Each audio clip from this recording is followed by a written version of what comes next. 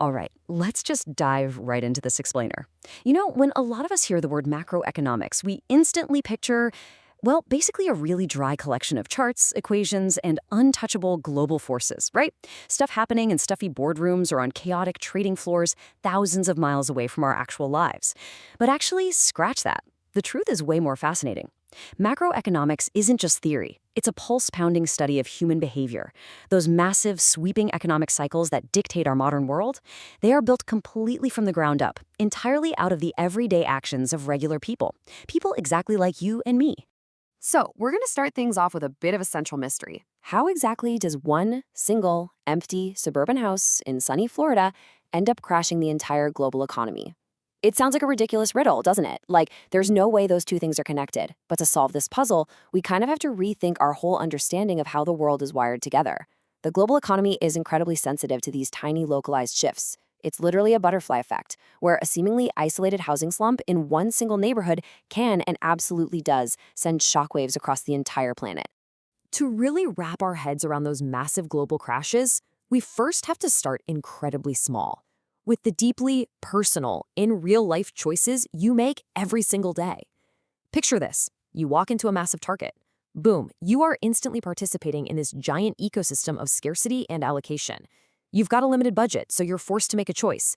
And before you even got to the aisle, the store manager made a choice to stock those specific shelves. The manufacturer made a choice to produce those goods, and now you're acting on yours.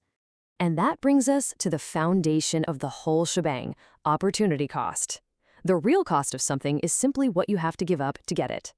That simple reality is the absolute engine of the global economy. It's this crazy, decentralized system coordinating millions of individual choices without any central boss telling everyone what to do. Every single economic issue boils down to individual producers looking for profit and consumers, like us, deciding exactly how to allocate our scarce, hard-earned resources. Okay, moving on to Section 1, Anatomy of a Local Boom. Let's see how these choices scale up. Let's look at Fort Myers, Florida, through the 2000s. We see this dramatic, wild shift from a humming local economy to just a devastating halt. Back in 2003, Fort Myers was an absolute boomtown. Jobs were everywhere, malls were packed, brand new stores popping up on every corner.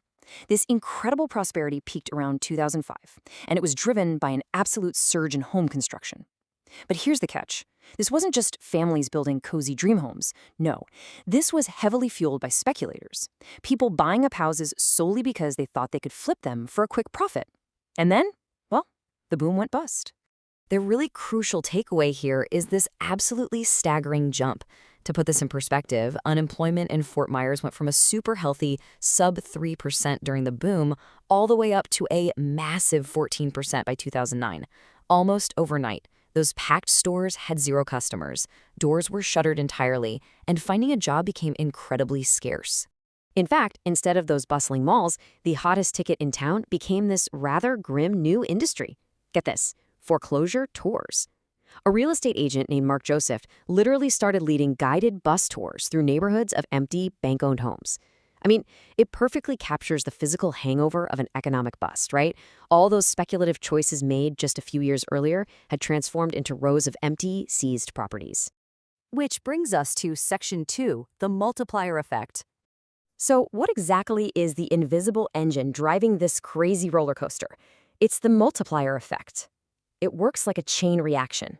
One initial investment, like, say, paying a crew to build a speculative house, puts wages directly into construction workers' pockets. Then they take those wages and spend them locally on groceries or maybe a nice dinner out. That new spending creates jobs for retail clerks and waitstaff, who then have money to spend, and on it goes. It's this explosive upward momentum where one single dollar multiplies as it ripples out through the whole community. But, and this is a huge but, as we saw in Florida when speculation feeds on itself and prices get way too high, this exact same cycle throws itself into brutal, unforgiving reverse. The upward multiplier is thrilling, for sure, but it completely relies on sustained investment. In Fort Myers, people were buying houses just to sell to other investors, inflating prices way past what any actual resident could afford. When reality hit, construction ground to a dead halt. The builders lost their jobs, so they stopped spending at the restaurants. Then the waitstaff lost their jobs, so they stopped spending. The exact same process that built the boom literally dragged the entire local economy right down into the dirt. And that leads us to our final part, Section 3, crises, and real-world consequences. Let's zoom out one last time. Taking a look at the massive scope of the global financial framework, we realize that the multiplier effect we just tracked in one single Florida neighborhood applies to the entire interconnected globe. We're talking everything from international currency exchanges to massive energy infrastructure. Localized investments literally dictate the heartbeat of the modern business cycle. A change in residential spending or corporation deciding to build a new factory indirectly triggers these massive tectonic shifts in consumer spending everywhere. Writing right in the middle of the 2008 crash, the authors of our source material had this major realization. They saw that understanding short-run business cycles and crises is absolutely vital to making any sense of the modern world. Studying long-term economic growth is one thing, but the real, painful, immediate impacts, those happen in the short run. When unregulated speculation runs wild and banks get heavily tied up in it, a localized bust can trigger bank runs, credit crunches, and just massive debt. Studying these short-run developments, the sudden spikes in unemployment, the panics, is really the only way we can comprehend and hopefully prevent the next major meltdown. So, knowing how individual scarcity scales all the way up to global crashes, I want to leave you with this to ponder. How are your daily choices impacting the broader economy? We've gone from deciding what to buy at Target with a limited budget all the way to a global financial meltdown triggered by local speculation. It all comes back to choice. Every single dollar you spend, every investment you make, feeds right back into that vast, interconnected web of the multiplier effect. You aren't just sitting on the sidelines watching the economy, you are an active participant in it. The global economy is literally just a reflection of our collective decisions. So next time you make a choice about your own scarce resources, remember Fort Myers. And remember that you hold a tiny but very real piece of the global business cycle right in your hands.